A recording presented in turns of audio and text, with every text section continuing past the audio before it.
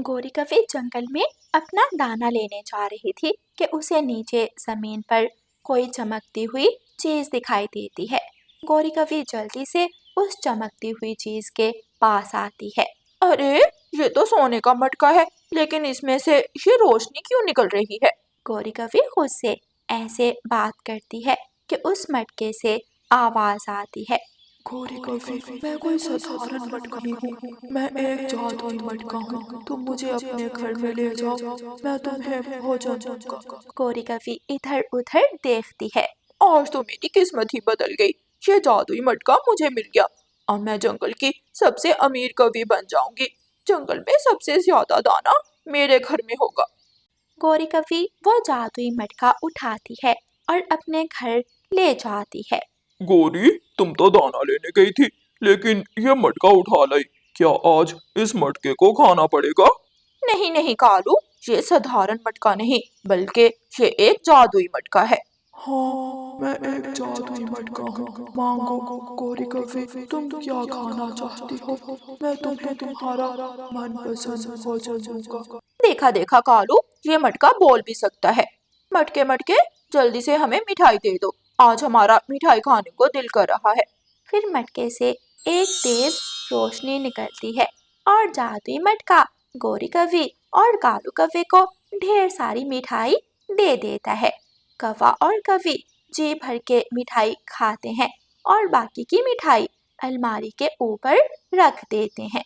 गोरी कभी, मैं ऐसे ही तुम्हारा मनपसंद भोजन देता रहूंगा, लेकिन हमेशा गरीबों की मदद करना और किसी को अपने दरवाजे से खाली हाथ वापस मत भेजना। ठीक है, मेरे जादुई मटके, तुम मेरे हो, हमेशा मेरे रहोगे। चिंता ना करो, मैं गरीबों को दाना भी दूंगी और गरीबों की मदद भी करूंगी। जंगल के पक्षियों को गोरी कव्वे के जादुई मटके की खबर पहुंच जाती है। रानो चिड़िया भागी भागी तोते के पास जाती है। तोते भैया, सुना है गोरी कव्वे के पास एक जादुई मटका है जो पक्षियों का मनपसंद भोजन देता है। हाँ रानो चिड़िया, सुना तो मैंने भी है। चलो हम भी काले कौवों से जाकर भोजन लेकर खाते हैं। चिड़िया और तोता गोरी कव्वे के घर की तरफ उड़ते हैं। दरवाजे पर दस्तक देते हैं। गोरी कव्वे दरवाजा खोलती है और गुस्से में बोलती है। हाँ बताओ छोटी चिड़िया, क्या बात है? गोरी बहन, मुझे पता चला था कि आपके पास एक जादुई मटका है जो पक्षियों को उनका मनपसंद भोजन देता है। पक्षियों को नहीं, बल्कि गोरी कव्वे को। वो जादुई मटका सिर्फ गोरी कव्वे का है और गोरी कव्वे को ही उसका मनपसंद भोजन देता है। मेरी सुंदर बहन, मुझे बहुत भूख लगी है। प्लीज मुझे भी जादुई मटके से एक लाल मिर्ची ले दो। तुम्हारा क्या चाहता है? चल भाग जा यहाँ से, गंदी चोंच वाले। अपनी चोंच देखी है? मैं तुम्हें एक लाल मिर्ची क्या, आधी भी नहीं लेकर दूंगी। रानो चिड़िया और तोता निराश होकर वहां से चले जाते हैं। कालू कालू, आज तो मेरा पिज्जा खाने को दिल करता है। चलो हम अपने जादुई मटके से पिज्जा लेकर खाते हैं। गोरी कव्वे अपने जादुई मटके से पिज्जा देने को कहती है और जादुई मटका तुरंत गोरी कव्वे को एक बड़ा सा पिज्जा दे देता है। दोनों पति पत्नी पिज्जा खाते हैं और आराम से मीठी नींद सो जाते हैं। दूसरे दिन जंगल में तेज बारिश शुरू हो जाती है। रानो चिड़िया, तोता और कबूतर बड़े पेड़ के नीचे परेशान बैठे थे। तोते भैया, कबूतर भैया, इस बार तो सावन पहले ही बरसने लगा। अभी तो हमने बारिशों का दाना भी नहीं जमा किया था। अब हम क्या खाएंगे? बारिश के दिन कैसे गुजारेंगे? रानो चिड़िया, मेरे घर में तो एक दाना भी नहीं है और भूख से मेरा बुरा हाल है। उधर गोरी कव्वे अपने घर में बहुत खुश बैठी थी। कालू कालू, पक्षी भूख से मर रहे हैं और हमारा जादुई मटका हमें हमारा मनपसंद भोजन दे रहा है। गोरी गोरी, अगर चिड़िया और तोता दोबारा दाना मांगने आए तो उन्हें धक्के मार मार कर घर से बाहर निकाल देना। लालची कव्वे एक दूसरे से बातें कर रहे थे। वो नहीं जानते थे कि उनका जादुई मटका बुरे पक्षियों की मदद नहीं करता था। कालू जी, मेरा मकई का भुट्टा खाने को दिल कर रहा है। मैं अभी जादुई मटके से मकई का भुट्टा लेती हूँ और मजे मजे से खाती हूँ। फिर गोरी कवि अपने जादुई मटके से कहती है, जादुई मटके, जल्दी से मुझे मकई का भुट्टा दे दो, मुझे बहुत भूख लगी है। गोरी कवि, मैंने तुम्हें पहले ही बताया था कि अगर तुम गरीबों की मदद करती रहोगी तो मैं तुम्हें हमेशा भोजन देता रहूंगा। लेकिन तुम लालची कवि हो, तुम बुरी हो, तुम दूसरों की मदद नहीं करती, इसलिए मैं तुम्हारी मदद नहीं कर सकता। फिर उस मटके से काला धुआं निकलने लगता है और कौवों का सारा घर काला हो जाता है। हर तरफ धुआं ही धुआं फैल जाता है। कालू, ये मटका तो नाराज हो गया, जल्दी से इसे उठाकर घर से बाहर फेंक दो, वरना हमारा सारा घर धुएं से भर जाएगा। कालू कौवा मटके को उठाता है और घर से बाहर फेंक देता है। रानू चिड़िया वहाँ से गुजर रही थी। रानू चिड़िया वो मटका उठाकर अपने घर ले जाती है। जो मटका गोरी कवि के पास था वो तो सोने का बना हुआ था, लेकिन ये तो मिट्टी का मटका है। काश ये मिट्टी का मटका भी जादुई होता और ये मिट्टी का मटका भी मुझे भोजन देता। रानू चिड़िया ने अभी इतनी बात ही की थी कि वो मिट्टी का मटका दोबारा सोने के मटके में बदल जाता है और उस मटके में से आवाज आती है, रानू चिड़िया, मैं वही मटका हूँ जो गोरी कवि के पास था, लेकिन गोरी के लालच और घमंड की वजह से मैंने गोरी कवि मदद ना छोड़ दी, लेकिन मेरी शक्ति अभी बाकी है। क्या आपको भोजन चाहिए? जादुई मटके, मैं बहुत भूखी हूँ। मेरे दोस्त कबूतर और तोता भी भूखे हैं। क्या आप हमें भोजन दे सकते हैं? क्यों नहीं, मैं अभी आपके लिए भोजन देता हूँ। फिर जादुई मटके से तेज रोशनी निकलती है और जादुई मटका रानू चिड़िया को ढेर सारा भोजन दे देता है। आपका बहुत बहुत शुक्रिया जादुई मटके। मैं पहले अपने दोस्तों को भोजन दे आती हूँ।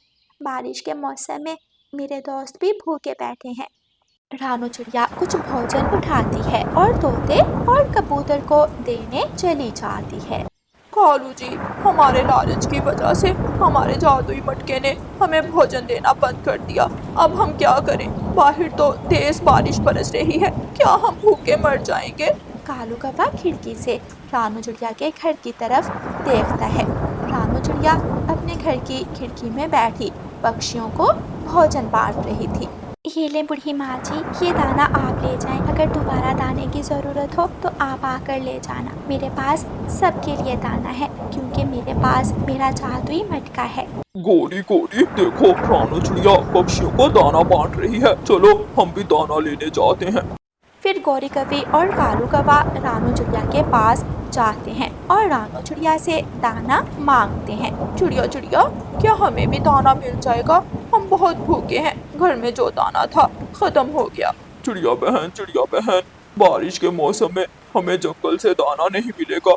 अगर तुमने हमें दाना ना दिया तो हम भूख से मर जाएंगे। कवि भैया, मैंने कब कहा कि मैं आपको दाना नहीं दूंगी? ले, ये दाना आप दोनों ले जाएं और जी भर कर खा लें। अगर दाना खत्म हो जाए तो दोबारा भी ले जाना। फिर कालू कौवा और गोरी कवि रानू चिड़िया से दाना लेकर अपने घर चले जाते हैं। रानू चिड़िया बहुत खुश थी क्योंकि रानू चिड़िया का जादुई मटका सबकी मदद कर रहा था और रानू चिड़िया किसी को भी अपने दरवाजे से खाली हाथ वापस नहीं भेजती थी। प्यारे दोस्तों, जो दूसरों के साथ नेकी करता है उसके साथ हमेशा अच्छा होता है और जो दूसरों के साथ बुरा करता है उसके साथ हमेशा गलत ही होता है। और प्यारे दोस्तों, इस कहानी को लाइक, अपने दोस्तों के साथ शेयर और चैनल को सब्सक्राइब करना बिल्कुल मत भूलना। आपका धन्यवाद। रानू चिड़िया की ऐसी कहानियाँ सुनने के लिए YouTube सर्च बार में रानू चिड़िया की कहानी लिखें या फिर ये बटन दबाकर बोलकर कहें रानू चिड़िया की कहानी। चिड़िया और कौवा एक साथ दाना लेने निकले हुए थे। दोनों को जमीन पर दाना दिखाई देता है और वो दोनों नीचे जमीन पर आते हैं। ये दाना मेरा है। ये दाना मेरा है। एक तरफ से दाना चिड़िया ने पकड़ा हुआ था और दूसरी तरफ से कौवे ने। दोनों अपनी अपनी तरफ छीन रहे थे। कौवा चिड़िया से शक्तिशाली था, इसलिए कौवा चिड़िया से दाना छीन लेता है। तुम बुरे हो, तुम मेरे दोस्त नहीं हो। जब भी दाना मिलता है तुम हमेशा मुझसे दाना छीन लेते हो। ऐसे रोती हुई रानो चिड़िया वहाँ से चली जाती है। तुम मेरे साथ दाना लेने नहीं जाओगी तो कौन सा मुझे दाना नहीं मिलेगा। मैं अपना काम खुद कर लूंगा। कौवा भी अपना दाना लेकर अपने घर चला जाता है। दूसरे दिन रानो चिड़िया तोते के पास जाती है। तोते भैया चलें दाना लेने। मैं आज के बाद कौवे को साथ लेकर नहीं जाऊंगी, वो मेरा दाना छीन लेता है। इसीलिए मैंने तो पिछले साल ही कौवे से दोस्ती तोड़ ली थी। वो सबके साथ ऐसा ही करता है। चिड़िया और तोता दाना लेने निकल जाते हैं। मुझे दाना ढूंढने की कोई जरूरत नहीं है। मैं छुप छुप कर तोते और चिड़िया का पीछा करूंगा और जब दाना मिलेगा तो आराम से छीन लूंगा। कौवा ऐसा ही करता है। कौवा छुप छुप कर चिड़िया और तोते का पीछा करता है। आखिर हमें दाना मिल गया। तोते भैया, हम ये दाना आपस में बांट लेते हैं और फिर कोई फल ढूंढ लेंगे। हाँ, आधा दाना मेरा और आधा दाना तुम्हारा। पीछे से कालू कौवा तेजी से आता है और दाना उठाकर पेड़ पर बैठ जाता है। कौवा हूँ मैं, कालू मेरा नाम, सबसे ताकतवर, सब पर भारी हूँ मैं। कौवा ऐसे कहते हुए हंसने लगता है। काले कौवे, हमारा दाना हमें वापस दे दो, वरना हम छोड़ेंगे नहीं तुझे। तोते तोते, क्या याद है वो पिटाई पिछले साल वाली? दोबारा खाना चाहोगे मार कालू की चोंच से? चिड़िया, इस कौवे से लड़ाई का कोई फायदा नहीं है। चलो हम कहीं और जाकर दाना ढूंढ लेंगे।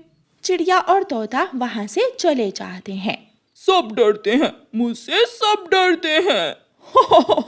चिड़िया और तोता जंगल की दूसरी तरफ जाते हैं और उन्हें वहाँ एक पेड़ से मीठे फल मिल जाते हैं। चिड़िया और तोता एक एक फल लेकर अपने अपने घरों को चले जाते हैं। कौवा तो दिन ब दिन बढ़ता ही जा रहा था। कभी वो किसी कमजोर पक्षी को देखकर उसे मारने लगता, तो कभी किसी बूढ़े पक्षी को देखकर उसका दाना छीन लेता। गंदे कौवे, बुरे कौवे, लाओ मुझे मेरा दाना वापिस कर दो। बूढ़ी चिड़िया, चुप कर जाओ, अभी मेरा मूड खराब ना करो। अगर मेरा मूड खराब हो गया तो दाने के साथ साथ मार भी खाओगी।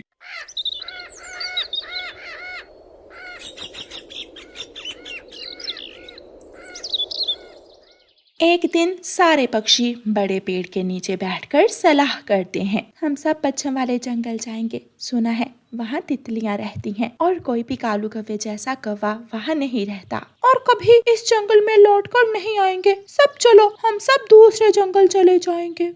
वो सब उड़ते हैं और पश्चिम की तरफ तितलियों वाले जंगल में चले जाते हैं। वो जंगल बहुत खूबसूरत था। हर तरफ फूल ही फूल थे, फल ही फल और दाना ही दाना। और कौवा पीछे जंगल में अकेला रह गया था। 2-4 दिन तो कौवे को किसी की कोई जरूरत महसूस नहीं होती। कौवा मौज मस्ती करता है, वो गीत गाता है, वो नदी में नहाता है, वो दाना खाता है। लेकिन कुछ दिनों बाद एक दिन कौवे को लौटकर घर आने में देर हो जाती है। वो रास्ते में था कि तेज बारिश शुरू हो जाती है। कौवा बहुत मुश्किल से तेज हवाओं से लड़ता हुआ अपने घर तक पहुँच तो जाता है, लेकिन घर आते ही कौवे को तेज बुखार हो जाता है। वो ठंड से कांप रहा था। मैं क्या करूं, कहाँ जाऊं, कौन मदद करेगा मेरी? कौवा घर में आते ही गिर जाता है। वो मदद के लिए पुकारता है। वो चिड़िया को बुलाता है। चिड़िया, मुझे बचा लो, मैं मर रहा हूँ। लेकिन जंगल में तो कोई भी ना था जो उसकी मदद करता। कौवा रात के अंधेरे में भीगता हुआ किसी दूसरे पक्षी की खोज में जाता है, लेकिन पूरे जंगल में सन्नाटा था। वो थक जाता है और बारिश के खड़े पानी में गिर जाता है। उसके पंख फैल जाते हैं। वो आहिस्ता आहिस्ता अपनी आंखें बंद कर लेता है। वो बोल न सकता था, लेकिन सोच रहा था काश कोई उसका दोस्त उसके पास होता तो आज वो उसे बचा लेता। और फिर कौवा मर जाता है। प्यारे दोस्तों, कौवे ने बुरा किया और वो अकेला बिना किसी दोस्त के तड़प तड़प कर मर गया।